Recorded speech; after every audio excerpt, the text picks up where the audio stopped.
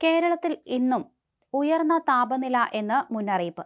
ഒറ്റപ്പെട്ട ഇടങ്ങളിൽ 2 മുതൽ 3 ഡിഗ്രി സെൽഷ്യസ് വരെ താപനില ഉയരാൻ സാധ്യതയുണ്ടെന്നാണ് കേന്ദ്ര കാലാവസ്ഥാ വകുപ്പിന്റെ മുന്നറിയിപ്പ്.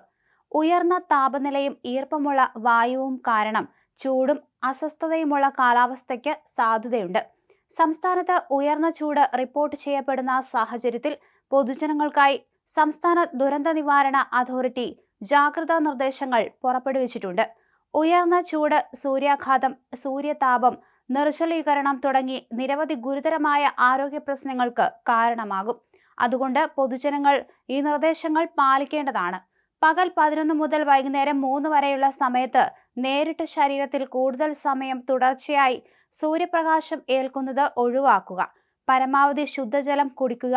ദാഹമില്ലെങ്കിലും വെള്ളം കുടിക്കുന്നത് തുടരുക. നിർജ്ജലീകരണമുണ്ടാക്കുന്ന മദ്യം, കാപ്പി, ചായ, കാർബണേറ്റഡ് സോഫ്റ്റ് ഡ്രിങ്ക്സ് തുടങ്ങിയ പാനീയങ്ങൾ പകൽ സമയത്ത് ഒഴിവാക്കുക. അയഞ്ഞ ഇളം നിറത്തിലുള്ള കോട്ടൺ വസ്ത്രങ്ങൾ ഉപയോഗിക്കുക.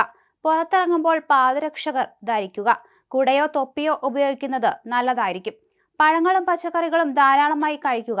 ORS, ലായനി, സംഭാരം തുടങ്ങിയവയുടെ ഉപയോഗം പ്രോത്സാഹിപ്പിക്കുക.